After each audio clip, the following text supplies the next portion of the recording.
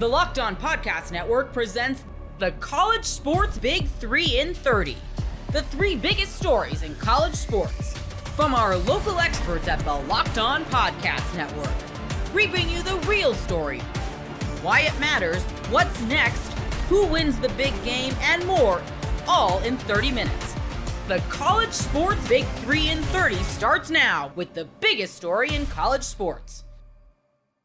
The vibes remain immaculate. You are Locked On Auburn, your daily podcast on the Auburn Tigers. The historic setting, the historic show. I mean, there was so much hype going into number one versus number two, first time in SEC history, and the Tigers take care of business. Obviously, they beat Alabama.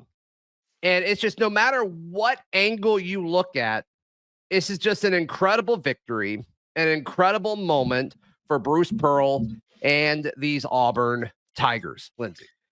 Pour one out for the coaches poll, because everybody cared about the coaches poll for like 4 days, and now it's all dead to everybody again. But what a 4-day stretch for the coaches poll. Though. Hey, that's the greatest 4-day stretch the coaches poll's ever had, honestly. I think so. Yeah. I think so. The big thing to me here was like nine point victory, right? But 94-85. It honestly didn't feel like it was that close. Now, granted, there's times that it was tied, mind you. This was the first time Alabama has not led a single minute of a game all year. The best they could do, they dropped a kill shot on Auburn, a 10-0 run. They tied it up, and then Auburn pulled away. Now, I want to say the stat was like in the end, in clutch time, Auburn was like 8 of 10 from the floor, and Bama was like 4 of 13 or something like that. And it's just, they came out and gave you theoretically the second best or best team in the country, depending on your poll you use, came out and gave you the absolute best they could do in their house. Yeah. And you almost won by double digits. Dominant. Sure. Yeah. And I mean, I do think Alabama's the second best team in the country. And I think I'm excited that we get to see this again in a few weeks in Neville. More on that in a second. But I just think the message that Auburn sends over and over and over again, it's just anytime we say, like, are we expecting too much of this team?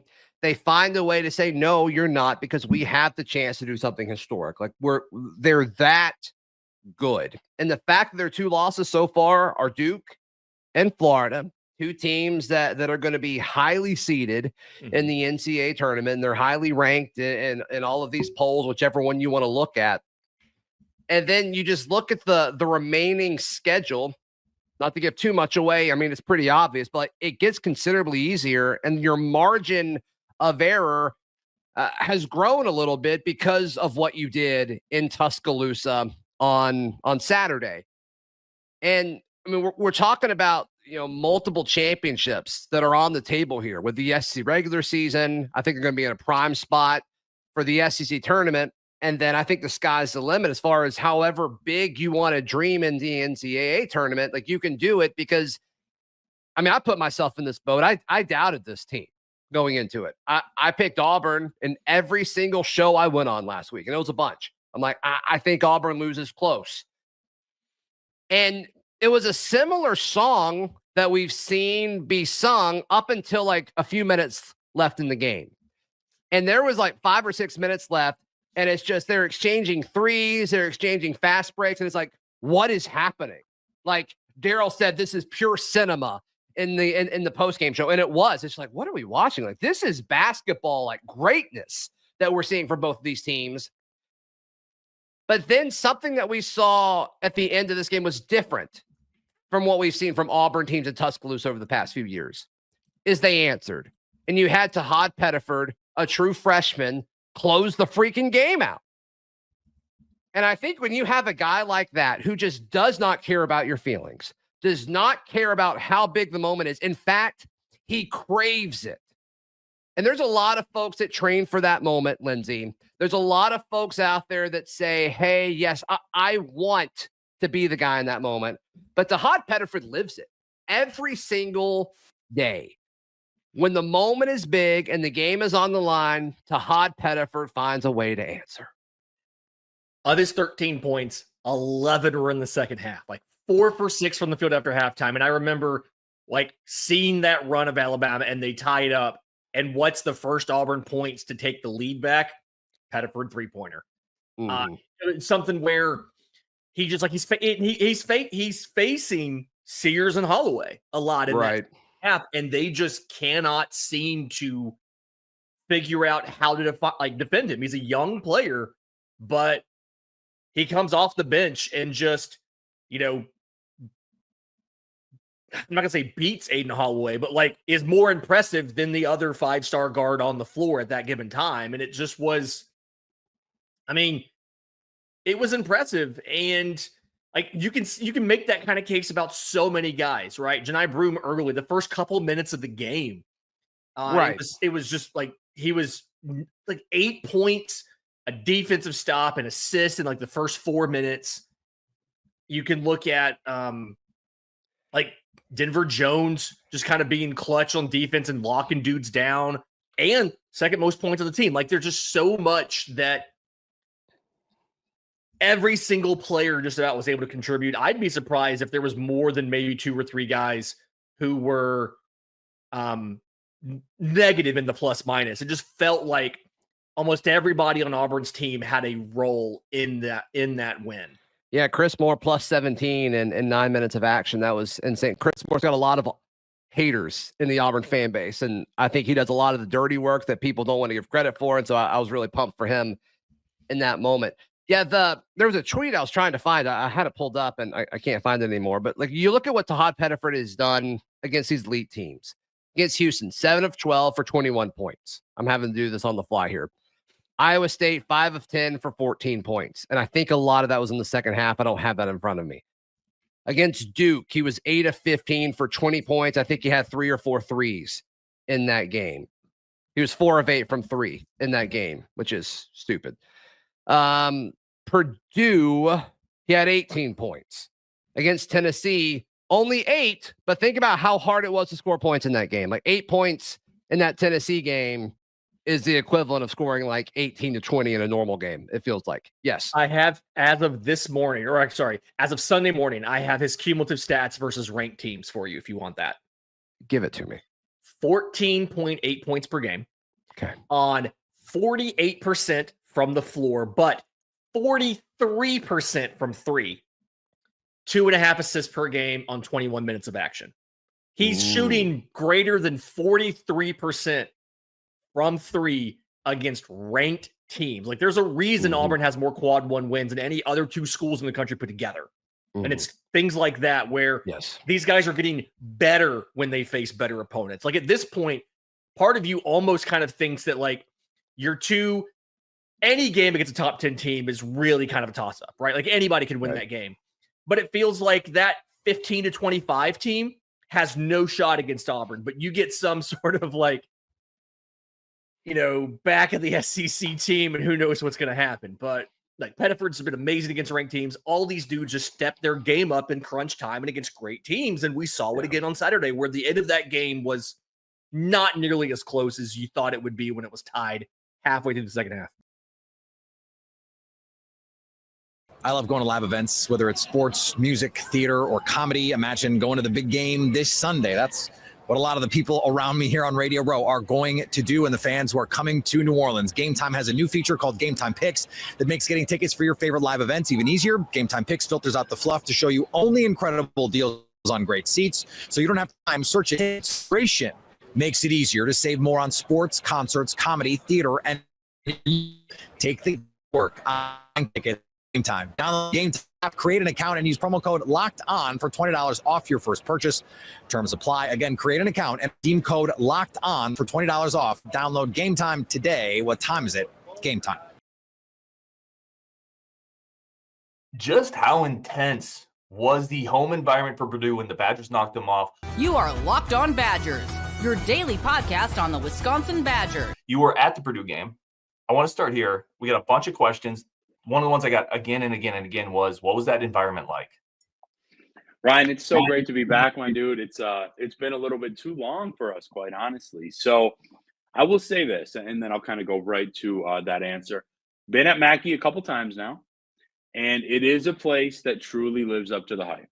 It is like people might not love this in Wisconsin, but a Hilton Coliseum at Iowa State, Fog Allen at Kansas. It is really in that upper echelon. And in terms of noise, it's interesting because before the game, it's almost like a party. Like they've got this in-house DJ that is truly phenomenal, like kind of playing a bunch of the hits that you maybe think of now, but also, late 80s, 90s, kind of some of those pump up songs, early 2000s. Mr. Brightside was playing. That's one of my favorites. But it's interesting. Then the game starts and it's like it comes down a little bit. So it's just a little bit quiet early on. But then whenever Wisconsin has the rock, it gets pretty loud because they're obviously trying to throw you off. One of my favorite things, Ryan, about that place that I haven't seen anywhere is, let's say there was like a questionable foul on Trey Kaufman-Renn in their eyes, right? They have these extra video screens, I think 4 of them throughout the arena, and it's playing like a Charles Barkley gif that's just like, like kind of questioning it. It was quite funny. So I'm a fan of Mackey. I actually respect Matt Painter and that program a ton, just as Coach Gard does. And, it was a really cool trip. Obviously, a little more fun to cover a win. And we get this question here. This one's from Mr. October. Compare the Mackey environment to the Kohl Center. I almost said Camp Randall, but the Kohl Center. Where are they alike? Where are they different? Mm-hmm. So alike, very passionate, obviously. I think we can agree for a couple years, Kohl Center at Wisconsin was not what we expect, what it should have been. And I think the last year or two, it's been getting kind of a little more upward. It can be very loud. The actual setting is a little bit similar. They both have the students kind of lined up like on top of each other, which is good, but they're a little bit, I would say, closer to the floor at times in Mackey. At least it feels like it. Certainly a larger student section. But I think one thing I'd say is different that can be improved, I would say, at the Kohl Center throughout time is there's just a little bit more kind of in-game reactions or entertainment at Mackey that really just keeps you plugged in. Like there were a couple media breaks.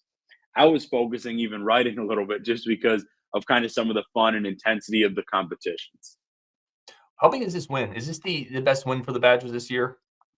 Without a doubt, Ryan. I mean, I'm fortunate, I'm a little bit of an optimist, obviously, and many know that. So I did go on a couple shows, no podcast rivals or anything, but a little bit of TV I got the chance to do, and just some radio hits, and I did pick Wisconsin. So like I was optimistic because of the matchups, I can honestly say, but I think this was huge. And man, you watch everything like me when you get time. So if you saw any of our coverage from the media that was there, or Badger men's basketball Twitter after, like, it was ho-hum. It's just another game, let's focus in going into it.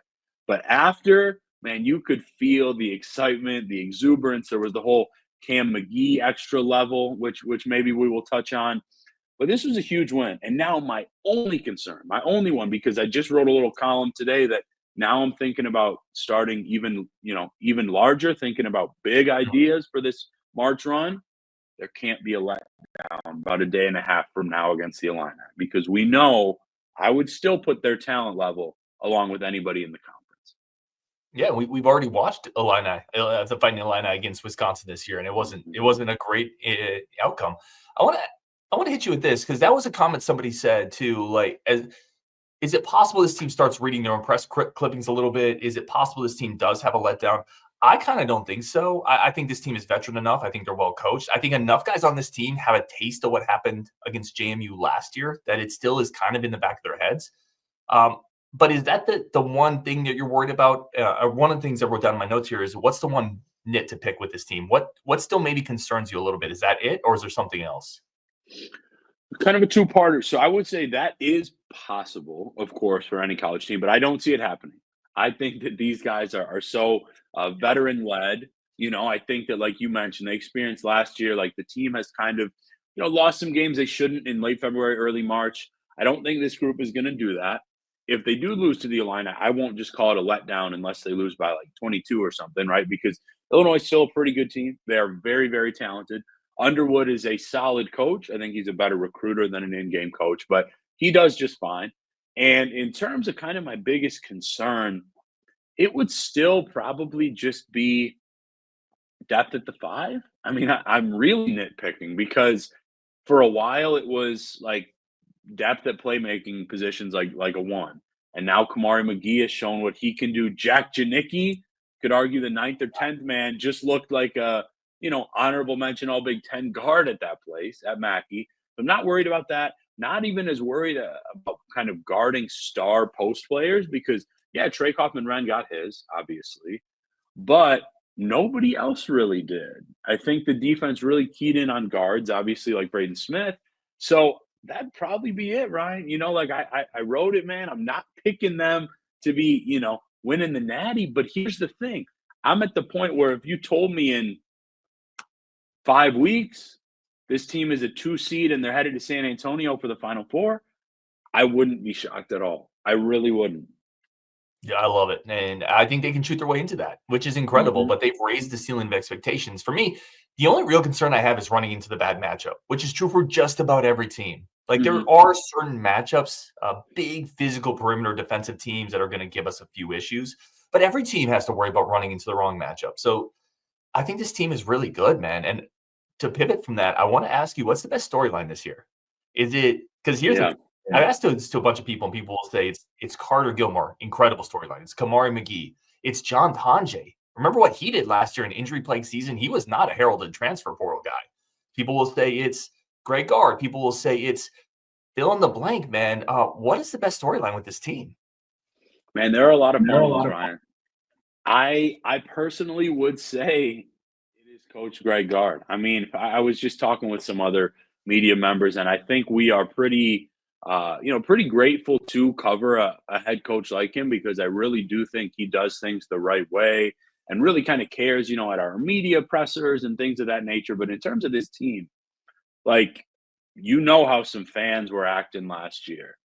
And people are, fans are fans, but people are naive. Like, I'm not even fully into the levels of the portal, but coming at him and the staff for some of those portal losses, I can tell you they can't just be printing money, So that stuff isn't falling on the staff and just the way he hasn't just kind of pushed that behind. But now, I mean, Coach Gard is evoking National Coach of the Year buzz.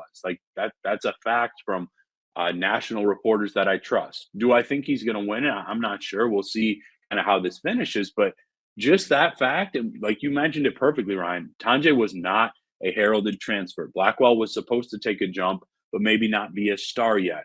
Winter was still young. Nobody knew what one of our guys, Carter Gilmore, would be like this year and things like that. Jack Janicki. So I personally think it's him. I think he's writing a phenomenal story with this group. I put on my board, you can feel the love and passion that he has for this team. Give Greg Gard maybe a star, Tonje's for sure a star, but maybe 1 star and a bunch of guys that just buy into their roles.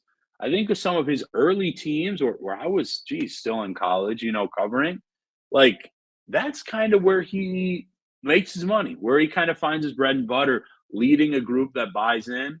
It's about we, not about me. I actually believe that about this team. And that is why, man, I really think they're going to end up on the 2 or 3 line, Ryan, which is just crazy even for me to say.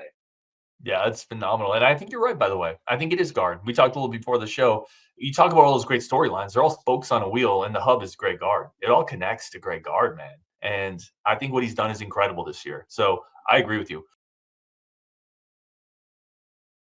I love going to live events, whether it's sports, music, theater, or comedy. Imagine going to the big game this Sunday. That's what a lot of the people around me here on Radio Row are going to do, and the fans who are coming to New Orleans. Gametime has a new feature called Gametime Picks that makes getting tickets for your favorite live events even easier. Gametime Picks filters out the fluff to show you only incredible deals on great seats, so you don't have time searching. Inspiration makes it easier to save more on sports, concerts, comedy, theater, and take the work on tickets.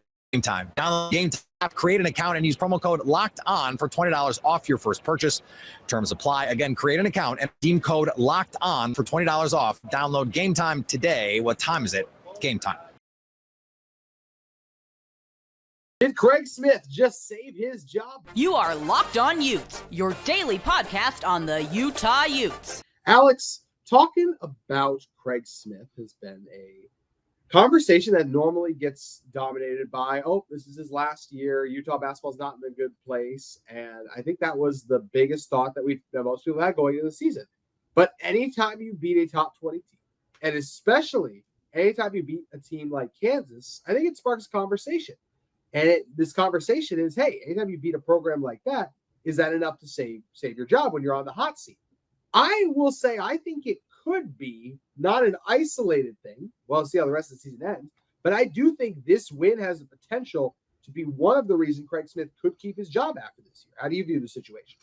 I would probably agree with you, right? Because this is, even though it's kind of a down year for Kansas, it's still a top 25 win. It's still a win where you bring in one of the true blue bloods, one of the most recognizable brands in college basketball into your home, and you're able to knock them off in a big upset win. I think that's a big win. That's a huge win that Utah can potentially ride that momentum on and finish the season strong. And I think it's going to come down to that, whether we have that conversation of, oh, is Craig Smith gone? Is Craig Smith going to stay? Or will they retain him? The future of Craig Smith, I think, depends a lot on how the Utes are able to finish this season. This 74 to 67 win over the number 17 in the country, it's big, it's huge, and it has the potential to really help Craig Smith. But it also comes down to finishing strong, right? If Utah goes on and loses the remainder of their schedule, which I'm not saying they will, or I don't think that they will, but if it does happen, right, they lose out the rest of their schedule and they don't have a strong showing in the Big 12 tournament, then we're having a different conversation, JT. But the fact that this is a Utah team who, was in the preseason was predicted to be at the bottom, to be the worst team in the Big 12 standings, right? But you're actually sitting at 6-8.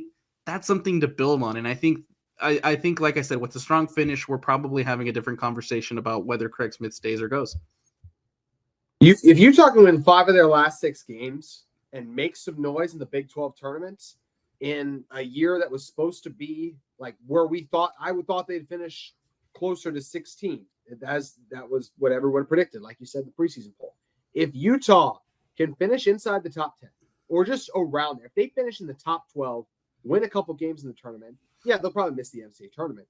But I do think there's a lot of reason and momentum to think then, okay, maybe we should keep Craig Smith. I look at it like this. I think Craig Smith is a good basketball coach. I think he has made some recruiting mistakes for sure. Not all of his picks have panned out, guys he's brought in, but he often puts his team in position to win. I don't really feel like Utah gets out coached a lot. Also said this before, Alex. I don't think Utah basketball is the easiest place to win right now. You could look at Larry Kostoviak not working out. You could now look at Craig Smith. It hasn't gone to plan perfectly, and that's 2 coaches. So is that 2 coaches not doing enough? Yeah, part of the reason is that. But I also think it's a basketball problem. Utah's lost out on recruits before. They've gotten outbid in NIL. It's not always the most supported sport, too, just in the atmosphere and with things of that nature, too. So we know the football team gets all the love, and there's nothing wrong with that. But basketball doesn't even really get a fraction of what football gets too. So I do think there are a lot of reasons that make this job a difficult one. So I look at this situation and go, hey, if this is a Utah team that goes on a run to end the year and Craig Smith is looking like he can build something, why would you move on from that just to restart? 100% agree. And I think ultimately, and this goes across any sport, not just the sport of basketball, but winning solves a lot of problems. Winning solves a lot of issues. And I think that if like I said, unless Utah loses out the rest of their schedule, then it's a different conversation. But if Utah can finish strong, collect some good wins, collect some maybe a couple wins in the tournament and make some noise in the Big 12 tournament, winning solves your problem. And I think in order for Utah basketball to not have this conversation of, oh, they're going to be put on the back burner, or, oh, people don't care as much about Utah basketball, is you got to start winning. You have to start winning meaningful basketball games, right? Not just beating up on Colorado or Oklahoma State, who, to be frank, aren't good teams in the Big 12. But this win against number 17, it's a great start. It's a phenomenal start to start winning, quote unquote, more meaningful basketball games and to start building some more consistency. You start winning games, you start attracting better recruits, then it's a whole different story for Craig Smith. But I still think that this is a program that has a long way to go. I agree. And I think that Craig Smith still could be maybe the guy that gets it back. I'm not trying to overreact to one win. I'm just saying I think Craig Smith's a good basketball coach, and I think those are harder to find than people think. He was very successful at Utah State. He's had some struggles at Utah. Like I said, I think some of that is on some of the players he's chosen to bring in. There's been some hits and some misses, but also it's not like this year and last year's success and failures. It's not an apples to apples comparison. Last year, for this team to not make the tournament with Brandon Carlson, Devontae Smith, some of these things that happened, like it was a massive disappointment. But it was also because he couldn't do it in the Pac-12. To be doing what Utah is doing this year in a conference as tough and as daunting as the Big 12, they deserve some love and some credit for that. Like, let's also, if you start to look through Craig Smith's resume, right? He's done well against BYU. He's gotten a couple wins against the Cougars in the past. Going to have an opportunity to get one in Provo. That's a huge game. It's probably the biggest game he has left on his regular season schedule. I think the first round of the Big 12 tournament is a must-win game for Craig Smith. If you lose that game, because you're not going to play one of the top teams based on how the top teams usually get the bye, or they do get the bye. So if you play some of those teams and you middle of the pack team and you don't look like you belong with them, that's where it could get problematic. But this is a guy who helped Utah upset a top 5 Arizona a couple years ago. Mentioned doing well against BYU, beat that BYU team recently too, and now just knocked off a Kansas team too. The wins are there.